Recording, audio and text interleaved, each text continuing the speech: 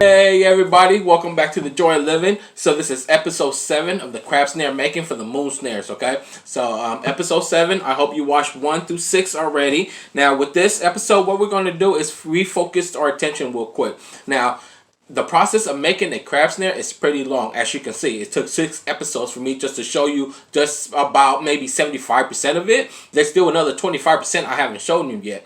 Now, if you're one of those folks who don't want to go through that long process of making a crab snare, but you still want to have fun and make your own crab snare, there is an easier way to do it, and I'm going to show you what that is. Now, with this episode, we're going to look at the quickest way to do a crab snare, and we're going to go through each individual item to make sure that I go over why we do what we do in order to make your crab snare effective. So again, crabbing season is roughly about 2 weeks away. You want to go ahead and get started, get everything together, and let's go out there, have some fun. So in this episode, let's take a look here. If you don't want to make your own crab snare, go through that long process, there is an easier way. It's just going to cost you a little bit more, and it's still going to take you a little bit of elbow grease. Now, the first thing you need to do is go buy you a cage, okay? This is a Danielson, and it's roughly between $7 to $10. And this Danielson is pretty sturdy. The loops are horrible, but the cage is sturdy. So if you want to make your own snares, go buy you a cage, okay? Now, there's plenty of options out there. This is not the only one. Here are some options here. As you can see, they come in different shapes, rectangular, square. Grab you any cage that you like. Now, my recommendation is don't grab a cage that's too big. This is, let's say 1, 2, 3, 4, roughly about 4-inch long. And quite honestly, 4-inch long is pretty big. I would do no more than 3-inch long. 2 to 2.5 inch long is pretty good, so you can cast it a little bit further. But when you buy something like this, it's going to come, not in the size that you want. So go out there, grab you a cage, and that's the first step. Second step, grab you, let's get it up close. So just a Danielson cage, pretty simple, loose loops, 0.065 trimmer line, round shape, so pretty basic. And the cage, they're melted. Look like they're melted on all around before they're coated. So that's pretty good. It's very durable. This seems to be a 14 gauge coated, which is a little bit thicker than a 16 gauge. That's normal. So 14, 16 gauge, perfect size. And because this is a 14, it's probably going to last you a little bit longer. So which is good. Now with this, what I don't like are, one, is the loops. The loops, they don't last too long. After 2 or 3 uses, I'm going to show you what they look like after that. Let's take a look here. So, this is what it looks like. This right here, this is what I mean. After a couple uses, your loops is going to end up staying like this. It's not going to spring back. So, even when you get it to spring back, when you cast it out and you toss it out, during that pressure of going out, it's going to cause the loop to tighten up on itself, and it's going to land in the water like this. So if your loop lands in the water like this, the crab leg is not going to be snagged on. It's going to be too hard. You want your loops to stay open. Now, watch my video on how to refurbish crab snares to help you with that. But this is another reason why these loops don't last too long. And then another thing is with the crimps, again, every time it goes like this, it rubs along the loops, and eventually it's going to cause abrasions, and it's going to be hard for your loop to open and close, open and close. So the loops is no good. Number 2, this is where they want you to attach your leader line or just your mono line, so that way you can cast it out. Now this right here, here's the problem. If you take a look at my other snares that I have, here you go. This is my version of the snare. This is the Stingray loops on a Twinkie cage with it melted on lead.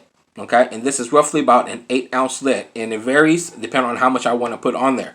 The difference with this is a 16 gauge compared to a 14 gauge mesh. That's the difference. This lead is melted on. This leader line that we were talking about, this is a strong leader line. So that way when your snare open, if you have a 30-pound mono, 35-pound mono attached directly to this right here, this is 30-pound mono. If you have your 30-pound mono and you tie it to a swivel and then you attach the swivel to here, this line is still here. And because it's so flexible and so small, it's going to end up wrapping around the loops during casting. So when you pull it in, it's not going to work effectively. That's why you don't want any monoline too close to where your casting leader line should be. That is why you need to have a strong leader line. So when you have a strong leader line, your leader line stands out. So it stays straight out. So therefore, it's not getting in the way of wrapping around your lines. That's why it's very important to have at least a 6-inch to a 8-inch leader line. You know, you can go more if you want, but me minimum is 6-inch. Okay, that is why this is a lot better than this. And at the end, I'm gonna show you the difference of why this is better than this. But if you don't want to go through the process of making this, this is the best way to do it. So going back to square one, you want to make your own snare. Okay, and you don't want to go through that long process. So you grab you a cage, any cage, and you buy one, bring it home. Let's take this off. The first thing you want to do, keep everything the way it is. It's fine. Okay, you have your cage. You get you a weight, a sinker. Anywhere from 3-ounce minimum, 5 ounce is better, 7 ounce is good. Anything more than 8 ounce is for rough weather, like 8 to 9 ounce is for rough weather, like 12, 10 foot swells. The wind is roughly about 10, 15 miles an hour. So when the weather is rough like that, then you want to go 8, 9 ounce. 10 ounce and above, 10 ounce to 12 ounce, it's more for the beach. When you're crabbing on the beach, then you use 10 to 12 ounce, maybe even a little bit more. But when it comes to this, again, 3 ounce minimum. You want 5 ounce is good. 7 ounce is better. Okay. Get you a sinker. It could be. I prefer pyramid because when it lands on the sand, you know, it drags along the sand, so therefore it tends to hold the snare down a little bit better. Now, my recommendation is if you want to upgrade, besides a pyramid sinker, use a spider sinker. Spider sinkers are the best. Okay. Now, when you have this, the first thing you need to do is get you a sinker, a weight, 5 ounce minimum, and go ahead and attach it to the cage. Now, there's different ways to attach it to the cage. One way is I recommend go invest about $15 and get you these materials right here. And these materials is not just for your sinker and your weight, it's also good for your leader line. Just like I explained to you, you want a strong, sturdy leader line. So this right here kills 2 birds with 1 stone, and it's a cheap investment. You don't have to go get a big one. Go get you a .065 any shape and get you a smaller one for like $5. Go get you a pair of dikes for like $5 to $8, and then go online, order you some hour shape sleeves, and they're about $5. So for $15, and this is all you're doing right here, it's going to last you for a lifetime. You're not going to use it all. So, but unless you do, you know, like 1,000 of them, it's different. But if it's just for personal use, just that $15. That is a good investment, and I recommend you go do that. Now, if you want to know where to get these items, where to order them, watch episode 4 of the Crab Snare making to get all that information. Remember, make sure you watch these episodes in order to understand why we got to where we got today. So, first you want to attach your pyramid sinker. Now, for me, what I like to do is I like to keep my sinkers and my weight, if I attach them, closer to the cage. You don't want them too far out. The reason why is because if it's too far out, they're going to end up, let me show you an up close, okay? So, if your sinker is too far out, it's going to end up being wrapped around during casting, okay? That's going to cause a problem, and you don't want that. So, the best thing to do to avoid that is to get it up close. As close as possible. And that's the best way. Okay. Now, with this right here, again, get you a leader line. That's the best. So if you don't have a leader line, you can also get a swivel and just attach it together right there. And keep it simple. Open it up.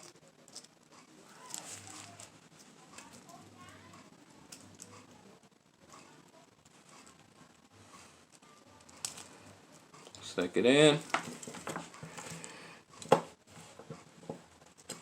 This side, I'm going to use it for my weight instead.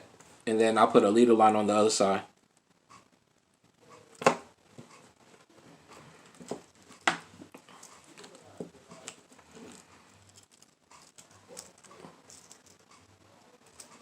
Okay, put it on.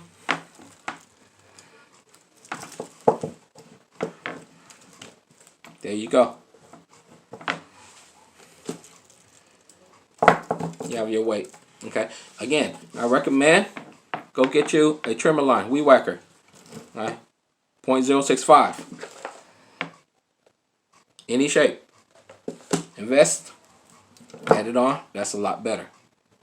Now, let's go through this. So with that, do that. And then you can always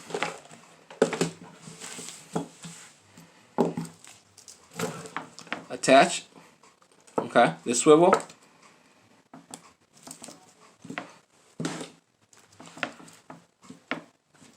Here's your fishing line attached to your pole that you have on your swivel. Right? You take that and you go ahead and each time just attach it to the right there. Let's see what's the best way to get in. There you go. Just like that. Boom. In about 2 minutes, you have your weight, you have your leader line, you have your snare, ready to go. Quick. This will cost you about $7 to $10. This will cost you about 50 cents. Okay, the swivels will cost you about 50 cents. And there you go. And just like that, you have a crab snare. Okay, it'll work. You'll catch something with it, just not the best, and it won't last long. The only thing on here that's going to last a long time is the cage and the weight. That's it. Everything else is going to go bad. Okay? Now, let me show you what I would do if I was to do the same thing, but I would do something a little bit differently. Okay, this first, I wouldn't do a swivel. That's one. I wouldn't do a swivel. This will be my leader line. The reason why is because it looks like the loops are facing this way. Remember, which direction the loops face is very important. So because it's facing this way, I'm going to put my leader line on this side. So I'm going to take all the swivels off. So again, if I had to do a store-bought one, this is how I would rig it up. Now, I would cut. Let's start with the leader line.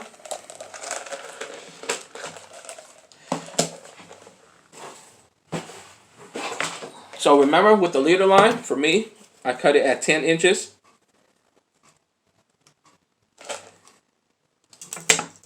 And by the time I'm done, I get about 8 inch. This is the hourglass sleeve. It's different from the oval shape sleeve. So know the difference, okay? Now, just in case you order some, you're going to understand. So, crimp it down.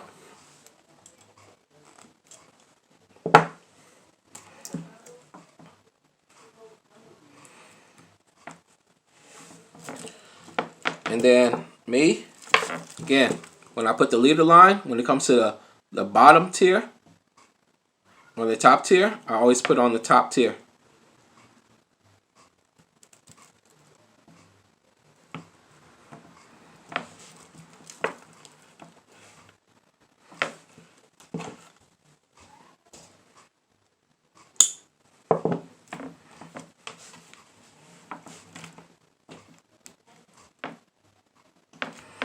And then I don't close it very tight. I let it stay loose a little bit.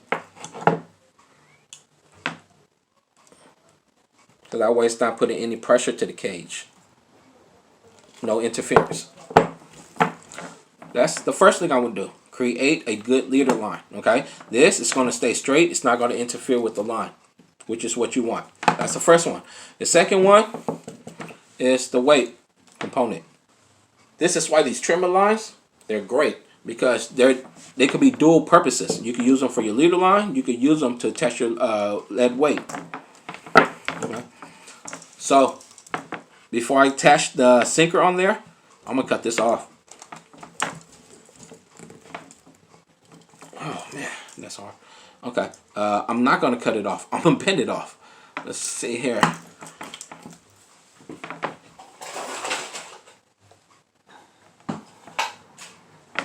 Okay, let's see if we could bend this little piece. See this piece right here? That's attached. I'm going to bend that off. Now, if this was on the other side for the leader line, it would be great, but it's not. It's on the wrong side for me. So, I don't need that. I'm going to take that off. Okay, you don't have to do that, but for me, that little distance, I think it's going to cause problems to the loops. I don't want that. So now, what I'm going to do is, again, I'm going to stick it in. All right, this time, because it's the weight, I'm going to stick it to the bottom. Okay, because I want it to stay close to the bottom. I don't want this snare going anywhere. And I'm going to stick it in. And keep in mind, you're going to get it as close as possible. And then you're going to get it tight. This is the one thing you don't mind, not moving around. Just like that. See that? Tight. And then go ahead and crimp it down.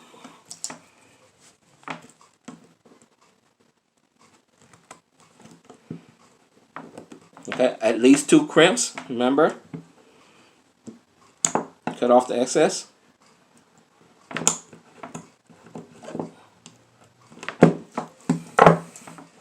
And there you go. That's the difference. Yeah.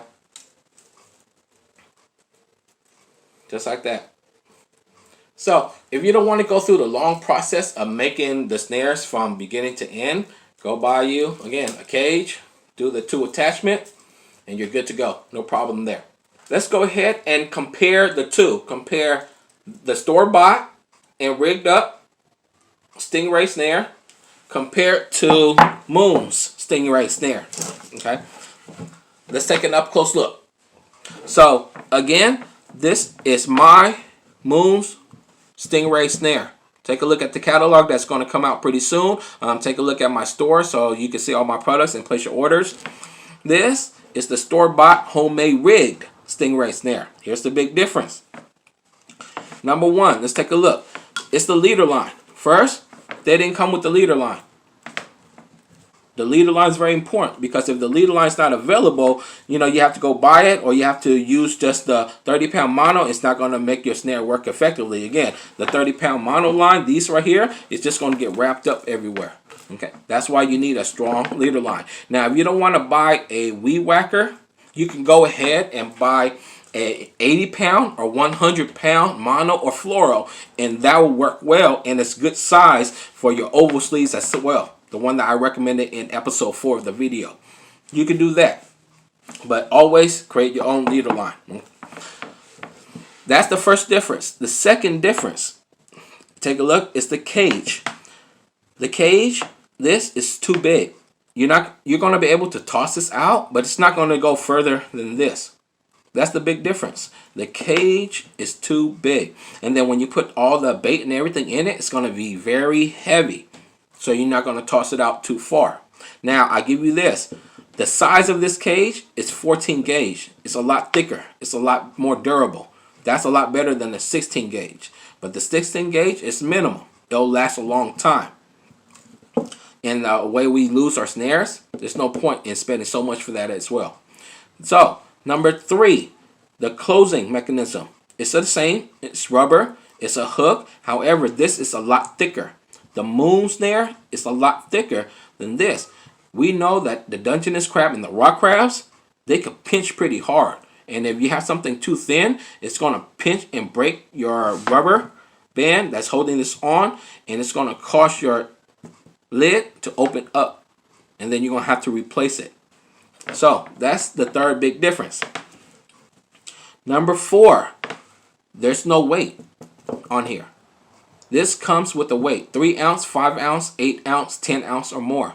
The pricing depends on how many ounce you want. That's the bigger difference. Now, why is that difference? This weighted on will work better than this. Here's the reason why. Because when you cast it and it falls down, here's the big difference. When you cast it out and this falls down, because this is the heavier side, it's going to land like this. And it's going to make sure this stays up. This right here, because this is going to drag down like this, you have all your loops dangling down, and when it comes down, it's going to get all tangled up.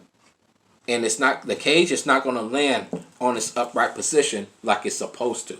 That's a big difference, because if your loops are not laying flat on the surface floor, so when this is cast out, because this science, it's all about science, because this is the heavier end, it's going to sink down first, and when it comes down, it's going to land straight, and in the loops, it's going to be spread out and do what it's supposed to do. That's the big key. So therefore, when you pull the crab, you know your cage and your loops is in the correct position to snag the crab. That's the big difference. So the weighted melted on always work better than any weight attachment, including a plated weight that you melt and just put inside the cage. Cannot compare to a lead weight that is melted onto the cage. Cannot compare. So that's the big difference. The other one is the loops. Look at the size of these loops. They're way too big. Way too big. This is roughly about a 14-inch. After crimping everything, probably came down to about a 13-inch loop. That's a little bit too big. This right here is a 13-inch loop crimped down to about a 12-inch loop. So therefore, it's going to snag the crab leg a lot better. The only way this could be effective is you might as well just make it 1 more inch bigger so you can trap the whole body of the crab. But to make it this size, it's too big for the legs, it's too small for the bodies. This is focused on the legs, because we know that we catch crabs 99% of the time from the legs. The only time we wrap a whole crab around is a small rock crab. So that's why having that line is very important. That's 5 differences so far. You see that? So this right here, the material of the line, the clear line, that's going to last so much longer than the trimmer line. That's the big difference. So much longer. So when it comes to the store-bought, again, this combination. You can do the opposite way. Just go ahead and buy everything. Do your own attachment. Very quick. You're good to go. You see how you can do that. You can go ahead and buy some of it and make the other part. You can make some parts, put it together, like the kit I'm about to have out. You can buy the kit and make your own crab snare. You can do that. Or you can just go online and buy you a moon snare. Okay, these smooth snares, check the store, check the catalog. If you want a catalog sent to you, go ahead and shoot me an email at thejoyoflivingcalifornia@gmail.com. Again, that's thejoyoflivingcalifornia@gmail.com. Go ahead and send me an email inquiry saying, hey, I'm interested. Can you send me a catalog? I'm gonna shoot you over a catalog, and hopefully, you know, you can catch it. You can go ahead and grab the equipment that you need and go out there and catch you some crabs and have some fun. So I hope this video helped you out on your journey to crab hunting, because at the end of the day, it's not about marketing and commercialize. It's about having fun, you guys. And I want you to understand that. The whole thing, the whole reason why I started this YouTube and started doing all this is to have fun. Because when I first started crabbing about 2 years ago, 2.5 years ago, when I went out there for the first time and really started crabbing, like I've been crabbing my whole life. I do it once or twice a year for my whole life, but nothing serious. It wasn't until about 2.5 years ago that I really got into crabbing very seriously, because when I first went back out there 2.5 years ago, I had fun. I had a blast. I mean, I had so much fun. And let me tell you, I was using nets and cages. Believe it or not, I was using nets and cages. And I was watching everybody else throwing out snares. So I'm like, wow. So I went to go ahead and talk to some people. And let me tell you, at first, maybe it was just me, but people weren't very friendly. Nobody really wanted to share. Hey, you could buy my snare, but that's about it. So I went out and I learned on my own. I watched some YouTube channels. I went out there and bought the store-bought ones and learned from it. I started with the cage. I tried to focus on the cage and make the best cage. And then along the way, I realized the cage wasn't the most important. It was actually the loops. So then I focused on the loops and tested out like 20 different type of lines in order to get the right line and right loop style and everything else. So it took me 2.5 years, roughly a little bit over $2,000 to test out everything to make sure that, hey, you know what? I have the best and most effective crab snare out there. And because of all that, I have fun. Let me tell you, during the trial of learning and making mistakes, I had fun. So during that fun process, I wanted to teach and show everybody else. And man, you come out there, talk to me, say hi. You know, I'm pretty friendly most of the time. I'm pretty friendly, and you know, just say hi. If I don't remember your name right off back, I apologize, but I'll remember your face. I'll recognize your face, and let's have fun. And that's what it's all about, you guys. So I'd rather you go buy a snare, support your local vendors, or go out and make your own, support your marketing vendors. You know, go out there and have fun, and that's what it's really all about. Okay, I have a couple more videos coming out before crab season opens up, so I hope you guys catch those videos. So until next time, peace out.